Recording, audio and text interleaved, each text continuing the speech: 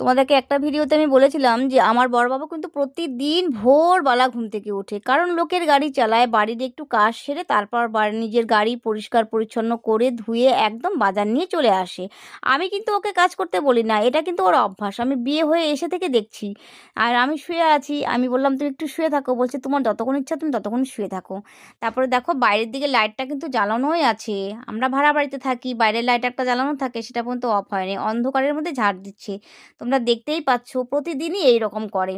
তো যাই হোক, তারপর সকাল সকাল উঠে আমি বাসনগুলো মেজে নিলাম, কারণ অনেক ভোরবেলা উঠেছে, তখন প্রায় অন্ধকার, তখন আর বাসনগুলো মেজে যেতে পারেনি, কারণ আমি তোমাদেরকে আগেও বলছি যে আমি ওকে কাজ করতে বলি না, ও নিজে থেকেই করে। যাই হোক, আমাদের ভালোবাসার সংসার, আমরা দুজনেই গুছিয়ে সাজিয়ে সংসার করি। আজকে না আমার ছেলেকে বলেছি ফ্রিজটা একটু পরিষ্কার করতে, কারণ ও বাড়িতে বসে থাকে, পরীক্ষা হয়ে গেছে। আর ফ্রিজ আমি না গরমের দিনে চালু করি, শীতের দিনে বন্ধ রাখি, কারণ শীতের দিনে তো এমনি সব খাবার ঠান্ডা হয়ে থাকে, তারপরে আবার ফ্রিজের খাবার আমার শরীর খারাপ হয়ে যাবে। আর তারা দেখো পরিষ্কার পরিচ্ছন্ন করে ধুচ্ছে, আর আমি কিন্তু ভিডিও করছি, ও কিন্তু ভিডিও করা পছন্দই করে না। তো যাই হোক, এদিকে সব কিছু কাজ সেরে আমি স্নান টান করে একদম পূজার ঘরে চলে এলাম। আর পূজার ঘর বলতে কি, আমি তুলসী গাছের মধ্যে জল ফুল দেই, সেখানেই প্রদীপ ধরাই, সেখানেই পূজা করি, কারণ আমার তো নিজস্ব কোনো ঠাকুর ঘর নেই, আমরা ভাড়া বাড়িতে থাকি। তারপর এদিকের কাজ সেরে আমি রান্নাঘরে চলে এলাম। আজ হচ্ছে শনিবার, শনিবারের দিনে আমরা নিরামিষ খাওয়া দাওয়া করি। তাছাড়াও আমার বড়বাবু নিরামিষ খেতে ভীষণই ভালোবাসে, মাছ মাংস ডিম এসবের থেকে নিরামিষ শাক সবজি ডাল এইসবই খেতে ভালোবাসে। তো আমি শনিবারে নিরামিষ রান্না করতেও আমরা খাই, আর ওইদিকে সবজি খেতে ভালোবাসে, আমাকে প্রতিদিন অনেক রকম সবজি রান্না করতে হয়। কারণ কি বলতো, মাছ মাংস একদমই খেতে চায় না। আজকে একটু তাড়াহুড়া আছে, আমি যাব ব্যাংকে, তাই ওর খাবারটা একটু সাজিয়ে গুছিয়ে তাড়াতাড়ি করে দিয়ে দিলাম, কারণ ব্যাংক যদি বন্ধ হয়ে যায় আমার কাজটা হবে না।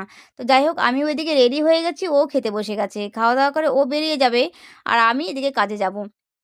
তো অনেক দিনের বাকি ছিল একটা কাজ, সেই কাজটা করতে। তারপরে আমি কি করলাম, ব্যাংকের কাজ সেরে চলে এলাম। এদিকে কাপড়-চোপড়গুলো সব পড়ে আছে, অর্ধেকটা শুকিয়েছে, অর্ধেকটা শুকায়নি। সেগুলো উল্টিয়ে পাল্টিয়ে দিয়ে যেগুলো শুকিয়েছে সেগুলো ঘরে নিয়ে চলে এলাম।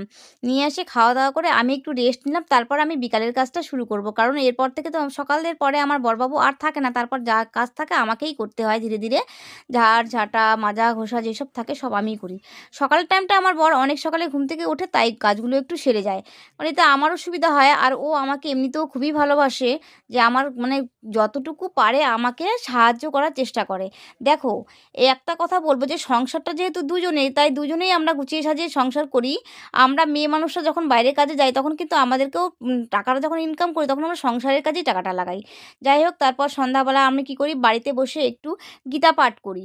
তো আমার ভিডিওগুলো যদি তোমাদের ভালো লাগে তবে অবশ্যই পাশে থাকবে, আর দেখা হচ্ছে পরে আবার নেক্সট ভিডিওতে।